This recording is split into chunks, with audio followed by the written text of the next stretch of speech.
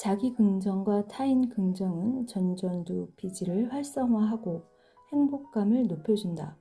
용서, 연민, 사랑, 수용, 감사, 존중의 6가지 자타 긍정은 거의 모든 종교의 핵심적인 가르침이기도 하다. 자기 긍정과 타인 긍정의 6가지 방법은 2가지 축으로 이루어진다. 하나는 용서, 연민, 사랑의 축이고 다른 하나는 수용, 감사, 존중의 축이다. 용서, 연민, 사랑은 신이 인간에게 내리는 축복이다. 신은 인간을 용서하고 불쌍히 여기고 사랑을 지켜준다. 즉, 용서, 연민, 사랑은 기본적으로 절대자가 인간에게 주는 것이다. 그리고 용서를 하면 연민을 느끼게 되고 연민이 발전하여 사랑이 된다. 또는 사랑의 마음이 흘러넘치면 연민이 되고 연민의 마음을 가지면 모든 죄를 용서할 수 있게 된다. 또 다른 축인 수용, 감사, 존중은 인간이 신에 대해서 하는 것이다. 마음의 문을 열고 자기 내면을 돌이켜보고 절대자를 내 안으로 받아들이는 것이 수용이며 절대자에게 모든 일에 감사하는 것이 기도의 핵심이고 한없는 경외심으로 절대자를 지극히 존중하는 것이 신앙심이다. 그리고 이 6가지 자타 긍정을 하기 위한 필수 조건이 곧 알아차림이다. 자신을 돌이켜보는 자기 참조 과정 능력을 가진 사람만이 진정한 자기 긍정, 타인 긍정을 할 수 있다. 용서란 단순히 과거의 잘못이나 상처를 잊어버리는 행위가 아니라 앞으로 내어주는 것이다. 용서는 과거에 얽매여 집착하거나 복수를 꿈꾸기보다는 지금 이 순간에 온전히 존재하기 위해 자신을 내어주는 적극적인 행위다. 심리학적 관점에서 보자면 용서는 만성적인 적대감, 부정적 감정의 강박적 반추, 이로 인한 부정적 결과들을 인지적, 감정적 차원에서 제거하는 복합적인 과정이다. 단순히 괜찮다며 넘기는 문제가 아니라 과거에 대한 의미 부여를 새롭게 하는 동시에 자신을 온전히 지금 이 순간에 존재하게 만드는 긍정적 내면 소통의 과정이다. 특히 자신을 용서하는 자기 용서는 자기 자신을 앞으로 내어주어 늘 현재에 머무르게 하는 것이며 자신에 대한 부정적 감정을 내려놓는 과정과 맞닿아 있다. 내면의 부정적 감정이 지속될 때 이는 편도체의 습관적인 활성화로 이어져 결국 정신적, 신체적 건강을 해친다. 용서를 논할 때 빠질 수 없는 주제가 바로 복수와의 대조다. 복수란 과거를 뒤돌아보며 응징과 보복의 길을 걷는 것으로 자신에게 지속적으로 상처를 주는 부정적 감정의 순환을 만들어낸다. 예를 들어 누군가를 증오하고 분노하는 감정이 지속되면 내면의 불을 품고 사는 것과 같아서 심리적 스트레스는 물론 면역력 저하와 세포 노화를 가속화한다. 실제로 만성적인 분노와 부정적 감정은 텔로머레이스 효소의 활동을 억제하여 텔로미어의 길이를 단축시키고 이로 인해 세포 노화가 촉진된다는 연구 결과가 있다. 따라서 복수에 집착하는 삶은 자신을 스스로 처벌하며 살아가는 결과를 초래한다. 반면 용서는 미래로 나아가기 위해 자신과 타인에 대한 부정적 감정을 내려놓는 행위다. 용서는 과거에 매달리지 않고 현재에 충실하며 미래로 나아가기 위해 자신을 해방시키는 행위이며 그 결과로 자신은 물론 대인관계와 사회적 상호작용에서 긍정적 변화를 경험하게 된다. 현대의 미디어와 대중문화는 복수와 응징, 정당한 보복의 서사를 과도하게 전파한다. 그런 미디어와 문화를 소비하는 대중은 어릴 때부터 선한 주인공과 악당의 대결이라는 이분법적 사고에 익숙해져 있다. 이러한 문화적 배경에서 우리는 나와 대립하는 타인을 절대 악으로 규정하고 복수를 통해 정의를 실현해야 한다는 인식을 강화한다. 그러나 분노와 복수심은 자신에게 해를 끼치는 악순환을 초래한다. 분노와 증오를 품은 채 살아가는 사람은 결국 행복에서 멀어질 뿐만 아니라 몸과 마음의 건강을 해치게 된다. 따라서 우리는 어떻게 용서의 능력을 잃어버렸는가, 그리고 왜 용서를 폄훼하는 문화가 퍼졌는가 하는 질문을 던져보고 마음 근력을 회복하기 위한 용서 훈련이 필요한 이유를 깊이 인식할 필요가 있다. 용서는 타인을 위한 배려가 아니라 스스로를 보호하여 건강하고 행복한 삶을 살기 위한 용기 있는 선택임을 깨달아야 한다. 용서의 과학. 현대 뇌과학에서 용서는 대단히 인기 있는 연구 주제다. 그 효과가 매우 강하고 확실하기 때문이다. 수많은 연구 논문에서 용서 테라피의 효과가 입증되었으며 트라우마, 우울증, 불안장애 같은 심리적 문제를 해결하는 데 용서의 실천이 긍정적 영향을 미치는 것으로 보고되었다. 뿐만 아니라 심혈관 질환 등의 만성 질환이나 정신 질환은 물론 노화 지연에도 큰 효과가 있는 것으로 밝혀졌다. 용서는 마음 근력과 관련된 신경망과 밀접한 관련이 있다. 용서를 실천할 때는 MPFC를 포함한 전전두피질의 주요 영역이 활성화되는데 이 영역들은 감정 조절과 동기 유발에 중요한 역할을 한다. 용서는 내면의 부정적 감정을 이성적으로 재구성하고 통제하는 데 기여하며 긍정적 내면 소통의 기반을 마련한다. 반면 복수심이나 응징의 감정이 너무 강해서 용서를 하지 못하는 상태에서는 편도체가 과도하게 활성화되어 면역 시스템이 약화되고 신체 건강에 전반적으로 악영향을 미친다. 용서 훈련을 하면 전전두피질을 활성화하여 편도체의 과도한 반응을 억제할 수 있다. 스트레스 호르몬인 코르티솔의 분비가 줄어들고 면역력과 심혈관 건강이 개선되는 효과가 있다. 진화 심리학의 관점에 따르면 인간은 갈등 상황에서 적절히 복수 또는 용서를 선택하도록 진화해 왔다. 만약 상대방이 지금 나에게 위해를 가한다면 응징하는 것이 단기적으로 필요할 수도 있다. 그러나 응징은 사회, 경제, 심리적 비용이 많이 든다. 이 때문에 용서는 훨씬 적은 비용으로 장기적인 평화와 안정, 협력을 도모하는 전략적 선택이 되었다. 용서에는 두 유형이 있다. 첫째, 결단적 용서는 스스로 결단을 내려서 과거의 잘못에 얽매인 부정적 감정의 사슬을 단번에 끊어내는 것이다. 이 과정은 타인의 도움이나 외부의 정서적 지지와 상관없이 스스로 내면의 감정과 태도를 변화시키겠다는 결단에 의해 이루어진다. 둘째, 감정적 용서는 상황에 대한 인지, 동기, 그리고 감정 상태를 점진적으로 변화시킴으로써 부정적 감정을 긍정적 감정으로 전환하는 과정을 말한다. 효과적인 치유 측면에서는 감정적 용서가 더 큰 변화를 불러일으키지만 실제로 용서를 할 때는 결단적 용서를 통해 초기의 부정적 감정에서 벗어나는 편이 좀 더 수월하다. 용서의 핵심은 용서할 수 없다는 생각을 줄이는 동시에 상대방에 대한 부정적 생각을 긍정적 생각으로 전환하는 데 있다. 이는 단순히 용서하겠다는 선언을 넘어 내면의 부정적 스토리텔링의 습관과 인지 구조를 근본적으로 재편하는 과정이다.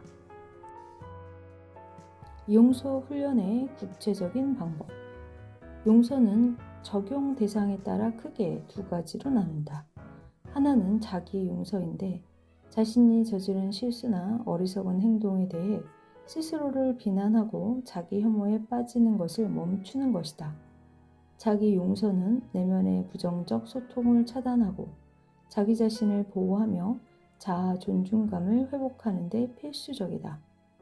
다른 하나는 타인 용서로 타인이 내게 끼친 해악에 대해 용서하고 그에 따른 부정적 감정을 내려놓음으로써 상대방을 향한 증오나 복수심을 해소하는 것이다.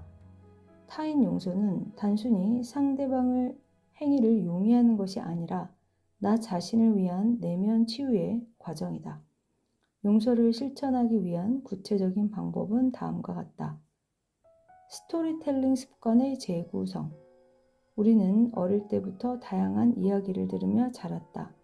영화와 만화, 드라마에서는 선한 주인공과 악당이 등장하기 마련인데 이 같은 이분법적 대립 구도는 타인을 무조건 악으로 규정하는 사고방식을 강화한다. 용서는 이러한 기준의 내러티브를 재구성하여 상대방의 잘못을 악의 표출이 아닌 인간적 약점으로 바라봄으로써 나 자신을 보호하고 치유하는 내면 소통의 한 형태이다. 감정 인식과 해소. 용서를 위해서는 먼저 내 안에 쌓인 상대방에 대한 분노와 증오, 복수심을 온전히 인식해야 한다.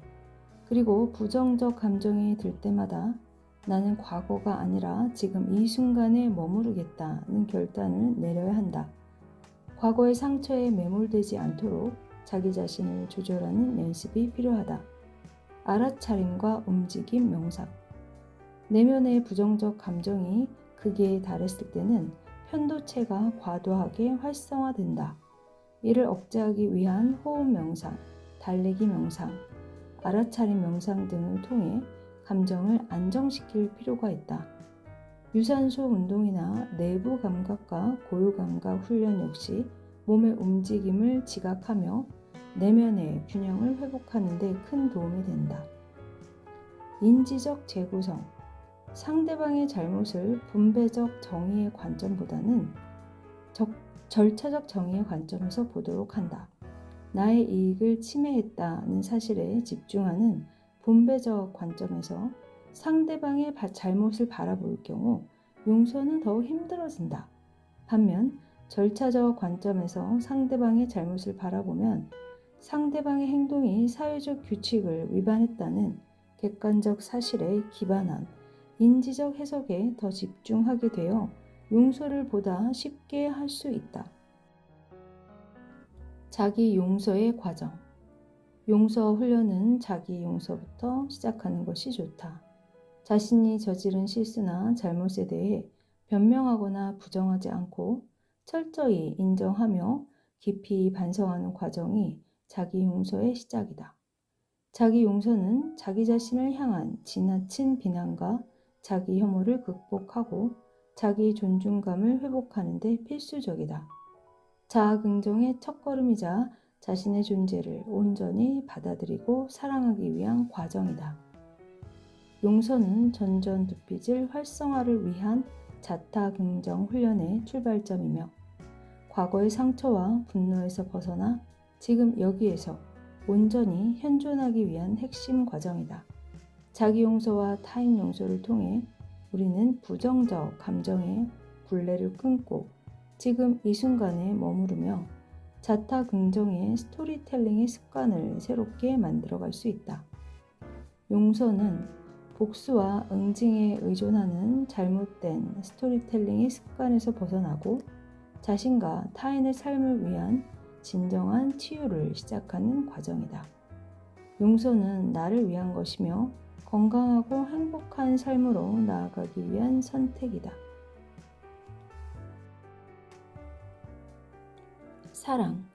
사랑은 단순한 감정의 소용돌이가 아니라 인간 존재의 본질을 구성하는 심오한 힘이다.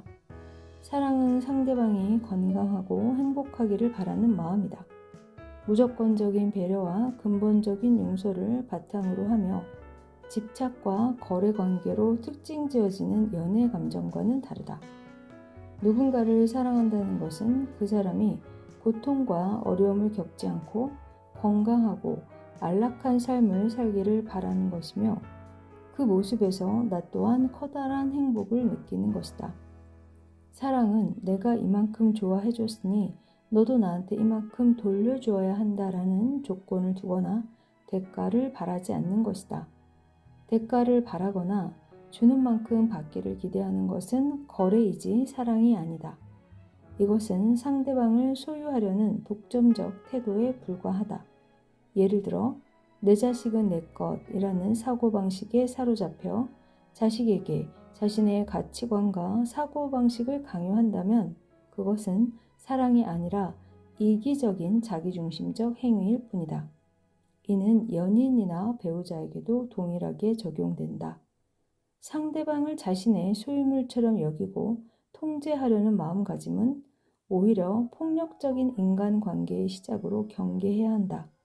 그러한 폭력적 관계는 자신과 상대방을 파괴하고 불행을 가져온다. 사랑은 주는 것이며 조건 없이 베풀 때 진정한 사랑이 완성된다. 대중매체가 보여주는 로맨틱 러브 이데올로기에서 사로잡혀 진정한 사랑이 어떤 것인지 얼른 상상이 안 된다면 반려동물을 생각해보자. 우리는 사랑스러운 강아지나 고양이를 바라보면서 강아지나 고양이가 그저 건강하고 행복하기만을 바란다. 그들에게 아무런 대가를 바라지 않고 조건 없이 사랑을 퍼준다. 그 존재 자체가 내게 행복을 주기 때문이다. 먹을 것을 주고 산책을 시키고 똥을 치워주는 등 온갖 보살핌을 베풀면서도 반려동물에게 내가 널 어떻게 키웠는데 라고 하면서 어떤 보상이나 대가를 바라지 않는다. 반려동물을 향한 조건 없는 배려와 헌신이 바로 순수한 사랑의 모습이다. 사랑에는 용서와 연민의 요소가 내포되어 있다. 사랑이란 상대방의 잘못이나 실수를 이미 다 용서하는 마음을 전제로 한다.